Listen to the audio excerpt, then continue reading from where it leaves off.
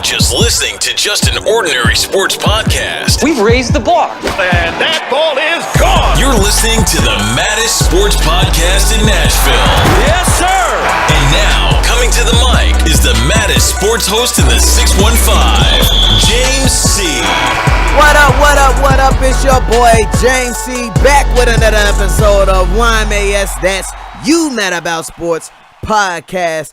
Today's episode, we're going to dive in and talk about the NFL season outlook. So today, we're going to talk about the AFC side of things on the NFL. Next episode, we'll talk about the NFC, and then we'll talk about the playoffs, and then we will talk about who will be the king at the end of this season.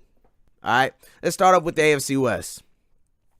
Coming out of that division, I have the Kansas City Chiefs taking the AFC West. They will be the kings of the AFC West. I really like Patrick Mahomes. I really like what they have around him. Their defense is still pretty good. But I really like Kansas City coming out of the AFC West. Behind Kansas City, I have the LA Chargers. And then I have the Broncos. And then I have the Raiders. Now, some of you are probably like, are you kidding me? The Raiders at the bottom? They're the bottom feeders of the AFC West? Let me explain. I just don't know if Oakland or Las Vegas, I just don't know if the Raiders will play to their potential. Last year, their defense was terrible. Remember, last year, I had the Raiders being the top dogs out of the AFC West. And they just didn't play to their potential. You still have Derek Carr there. You still have Marshawn Lynch.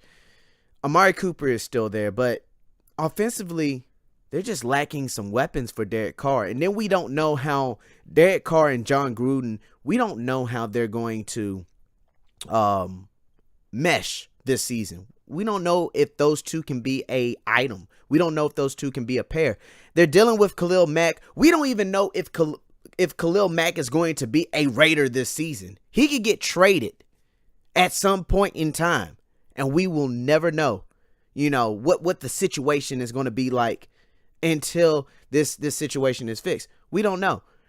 Their defense was terrible last year with Khalil Mack on the field. So without him, how bad can they really be? Now, it's a question. It's a lot of question marks in Oakland. The Denver Broncos, they're intriguing. I think mostly the reason why I have them as the third team is because I just don't know if Case Keenum will be the answer at QB. Denver's defense is Denver's defense. They'll be good again. But I just don't know if Case Keenum's the answer. The weapons are there, but I don't know if he's the answer. He had one good year in Minnesota in a very different system. I don't know if he's going to produce the same magic like he did in Minnesota. And he had the benefit of playing behind one of the better defenses in the league with Minnesota's defense that kept him in a lot of games. So that's one of the reasons why. But if he does play to his full potential like he played last year, I think you could probably see them and the Chargers kind of battling it out. Now, the Chargers are very intriguing. They could easily win the AFC West, I think. But they've suffered a lot of injuries to the secondary. This seems like a team that just takes a lot of injuries. So that's the big question mark with me is how healthy can this team be? That's why I have Kansas City as the team to beat in the AFC West. I think the Chargers could win the AFC West if they stay healthy. But pending that they suffer a lot of injuries, I feel like Kansas City is probably my safe bet, picking them to win the AFC West. Moving on to the AFC East is really nothing to talk about here. The New England Patriots win the AFC East every year. They're winning it again this year. Nobody in the AFC East is going to give them a fight. The Dolphins, forget about it. The Jets, forget about it. Buffalo, just really forget about it. Just go ahead and sleep to next year. Buffalo will be lucky to win 4 or 5 games this season. Let me put it that way. That team is not talented at all to really make any kind of noise this year, let alone in their own division.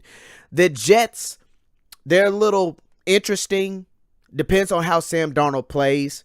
They have some talent there, but not enough to beat the New England Patriots. And then the Miami Dolphins, their best wide receiver is gone, okay? And Devontae Parker is hurt, all right? Ryan Tannehill is coming back from a season-ending injury last year. It's either the ACL or the Achilles. I always get them confused. But, he's coming back from injury. They don't have a lot of weapons offensively. Defensively, they got rid of their best, player in Ndamukong Suh. They don't have nothing on that team. So New England is winning the AFC East. And I'm not going to talk about anything else. They are winning the AFC East. So now let's talk about the AFC North. If you listen to a previous episode where we talked about the Cleveland Browns possibly being the top dogs at AFC North, then you would know that I have the Browns as the favorite. Shocking, right? Yes. I have the Browns as the favorite winning the AFC North. I think they can do it. If you want to know my full spiel on how I think the Browns are the top dog in the AFC North, listen to that episode. I'm not going to go through it again, but coming out of the AFC North, Browns at the top. I got Baltimore coming in at second, Cincinnati coming in at third, Pittsburgh last place. I know some of you are probably thinking I'm drunk, I'm high. I'm none of those things. I honestly think there are a lot of question marks in Pittsburgh, and I don't think any of those question marks got answered this offseason. I don't think they will get answered, and I honestly think Pittsburgh is the weakest link in the AFC North. Now, I honestly think that Cincinnati could easily win this division if they show up, but that's the biggest question. Cincinnati has one hell of a roster on paper. From top to bottom, from the offensive side of the ball to the defensive side of the ball, they arguably probably have the best roster on paper in the AFC North. My question is, will they show up? That's my question. Baltimore, they were almost a playoff team last year.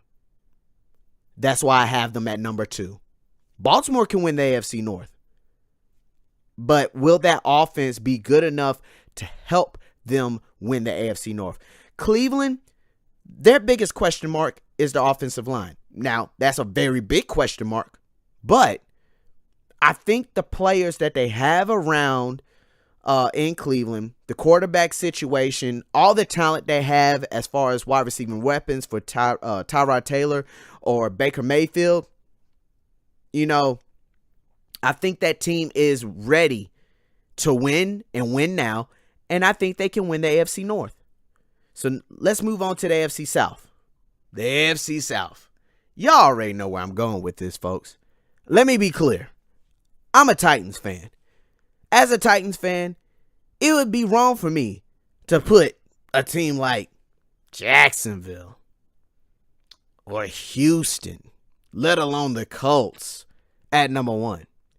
So you already know where I'm going with this. But let me be clear about this.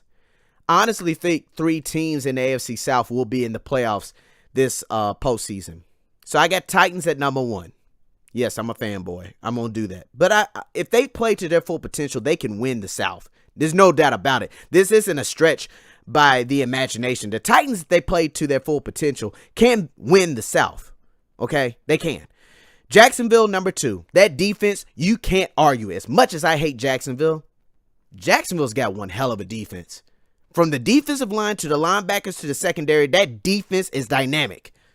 However, offensively is where the biggest question mark lies. Can Blake Bortles play good enough for this team to win the South? He played well enough last year because the Titans decided to go and lose all those West Coast games at the end of the year. Can Jacksonville play good enough this year with all the expectation that they will win the South? With everything hovering around them, with all the media attention that they're getting, can they live up to expectation? Can they win the South? I don't know. That's a question. They have more at stake this year. Everybody's watching them, and everybody's expecting them to win the South. So that's why I have them at number 2. I don't know if they can live up to expectations. Houston. Every year we talk about this, and Houston's always up there in the conversation about being one of those postseason teams. But let me be clear. Houston deals with a lot of injuries. Losing Deshaun Watson last year was detrimental. That team with Deshaun Watson playing at the level that he was playing last year, that team could have easily went to the AFC Conference Championship and could have possibly beaten New England to see their first ever Super Bowl appearance. But they deal with a lot of injuries. Same situation with the LA Chargers. This team deals with a lot of injuries. So my question is, can they stay healthy enough to win the AFC South? I got them at number 3. I just feel like injuries are going to plague them again, especially with Deshaun Watson coming back from the ACL injury. I just feel like injuries are going to plague them again, and they'll land at 3rd. And then the Colts, biggest question coming out of Indianapolis is, can Andrew Luck return to his pre-injury form? How strong is his arm? Will he be able to take hits? Will the offensive line protect him long enough? The Colts have even more questions than that. They don't have any offensive talent outside of T.Y. Hilton. Okay? They have no running game. And their defense lacks. I'm sorry. Their defensive line is bad. They got some okay linebackers. And their secondary is still bad. So the Colts are the weakest link in the AFC South. But I honestly feel like Titans, Jacksonville, and Houston, I feel like those 3 teams right there will see the playoffs if they all live up to their potential. And who knows? The way this division is set up, it's such a toss-up between just those 3 teams right there. Either one of them can win the division. And I wouldn't be shocked if late in the season, we're not talking about a 3-way tie somewhere down the line. That remains to be seen. So we'll have to wait for that. All right. So that was the AFC side of the ball.